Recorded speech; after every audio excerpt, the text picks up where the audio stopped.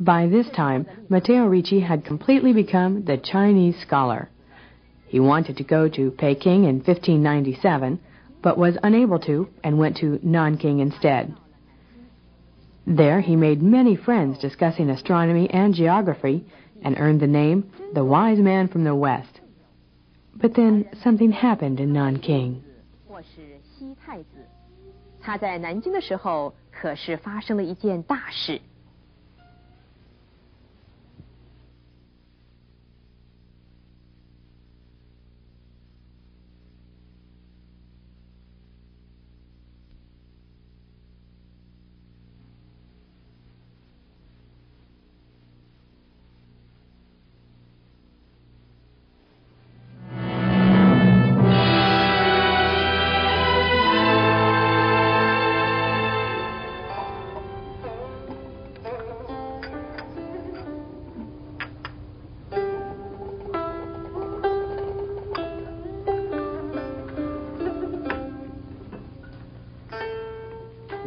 Man's nature is good. It is the influence of friends and environment that make him evil. No. His nature is evil. Without instruction, he will do evil. No. You are both wrong. Man's nature is neither good nor bad. It is the same as that which transcends heaven. Through cultivation, everyone can become a Buddha. Amen. What do you think, Master Ricci?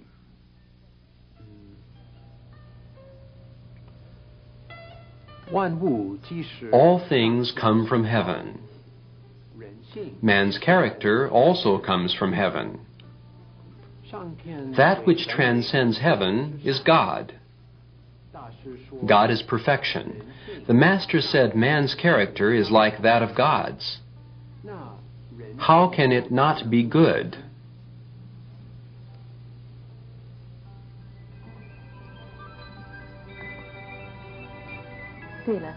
Father Ricci, you express yourself in Chinese extremely well. No wonder you created a sensation in Nanking. That's really not worth mentioning. You started in China dressing as a monk, then later debated religion with the monk San Hui.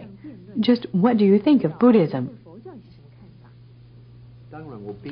Of course I didn't understand it.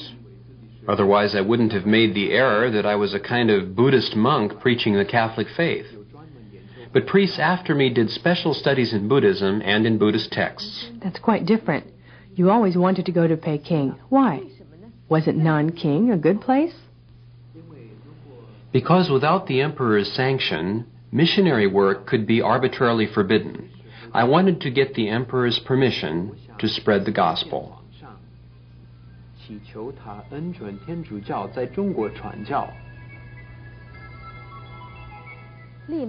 Ever since Matteo Ricci arrived in China, he wanted to see the Ming Emperor. It took him 18 years, but in 1600 he left Nanking for Peking. The road was filled with difficulties. The eunuch Ma Tang even attempted to withhold the gifts Matteo Ricci was carrying. Father Ricci did reach Peking, however, and brought his gifts intact into the imperial palace.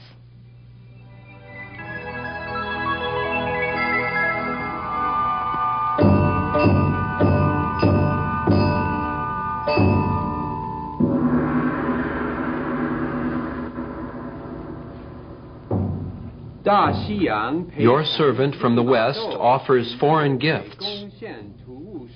Our countries are far apart and have had little contact. But I have heard of China's greatness. I hope to enrich my life with your culture and your favor.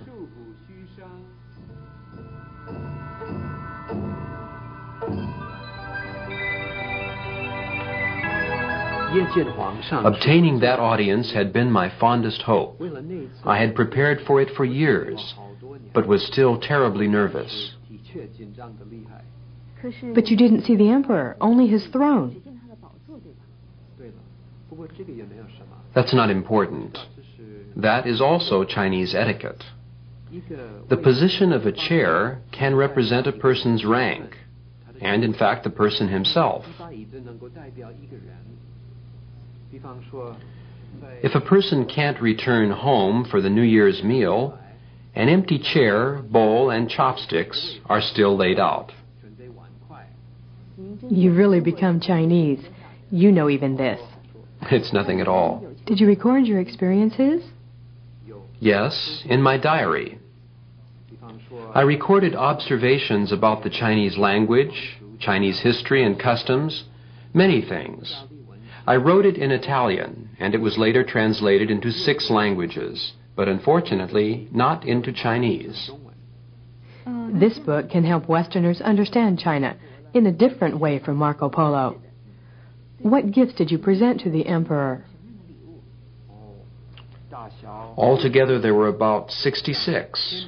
There was an image of Christ, one of Mary, a globe, a clock, a spinet, and several others. But the clock was of great help. How? The emperor liked the clock very much, but one day it stopped. The eunuch summoned me to repair it. The emperor then commissioned me to stay in Peking and repair the clock when necessary. That's how I got to stay in Peking.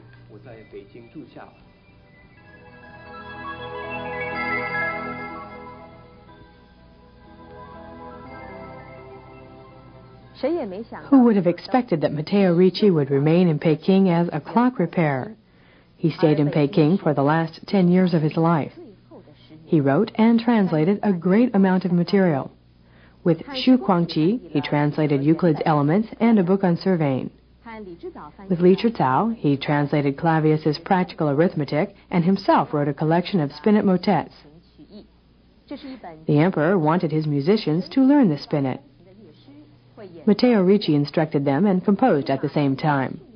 He also constructed a model of the celestial sphere and a globe, as well as teaching Xu Guangqi and Li Chizao astronomy and the calendar. His last book was 10 Paradoxes, which recorded discussions he had with 10 friends about life, time, death, and judgment. Matteo Ricci's erudition and accomplishments in China were formidable.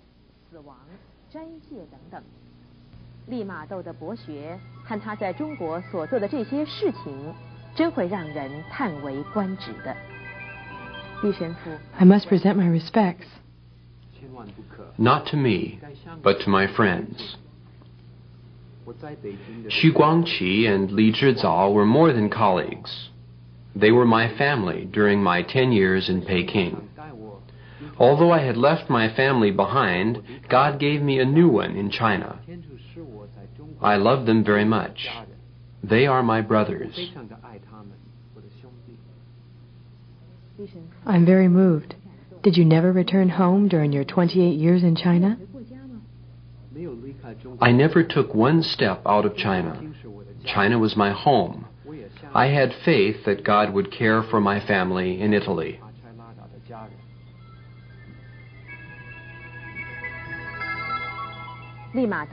Father Ricci's 28 years in China is short compared to China's 5,000-year history, but it was almost his entire life. He gave himself totally, but didn't expect that he would be the instigator of modern science in China, or that he would be bringing Chinese history and culture to the West. That he was the cultural bridge linking East and West 400 years ago might be called his destiny. It also might be called the favor of God.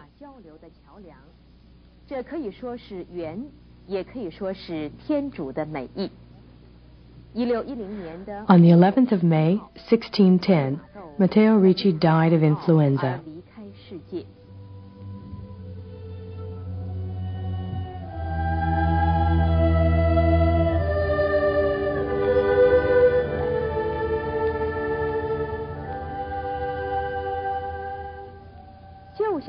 It was as if the oil in the lamp was exhausted and the flame had died out. The 58-year-old Matteo Ricci had spent his life building and being a cultural bridge.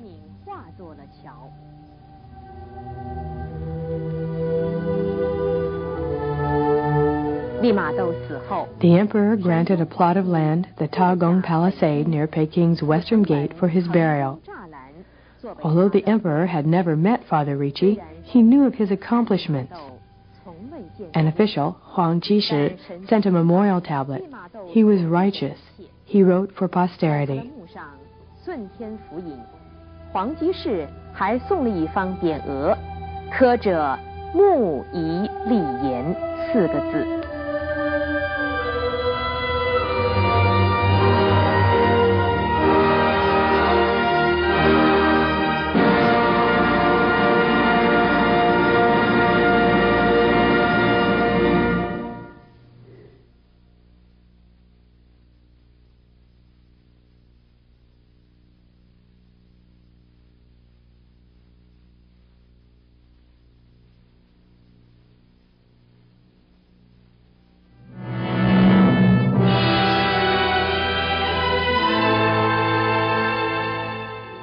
The fire he lit continues.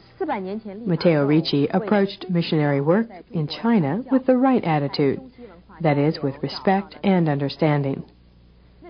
In these days of rapid communication and transportation, respect and understanding are the basis of Sino-Western interaction.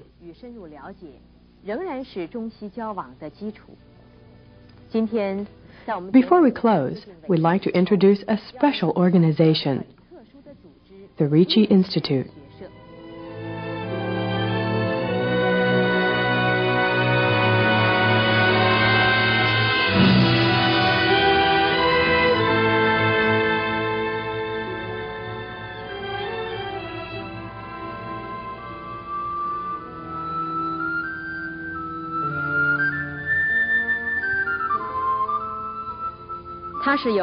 It is made up of priests from many different countries. Their common goal is to continue Matteo Ricci's work.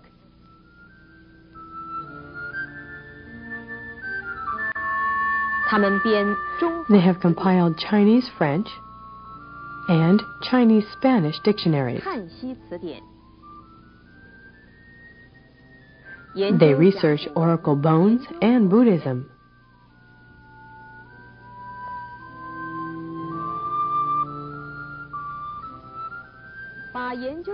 The results of their work are published in French, English, and Spanish, so that Westerners might more deeply understand what is Chinese culture.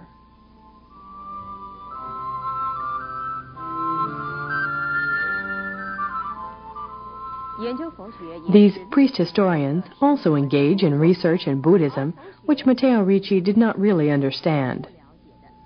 Father Camus, a French priest, is filling this gap in Ricci's work.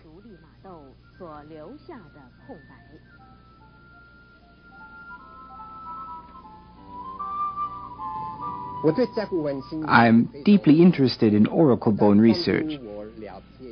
It not only helps me to understand the meaning behind Chinese characters, but it also helps me to understand the origins and special characteristics of Chinese culture. I was a young student 36 years ago in China. Now my hair is all white, but I'm still a student. Like Ricci, we must study with the Chinese, cooperating in a Chinese way. Together, we will express Christ in Chinese terms. That was Matteo Ricci's ideal 400 years ago. It is our ideal today. So the fire is handed on. We can see Matteo Ricci's spirit here among the priests of the Ricci Institute. The whole world needs to follow Matteo Ricci's example of open-mindedness, to reach out and accept each other in these fast-moving times.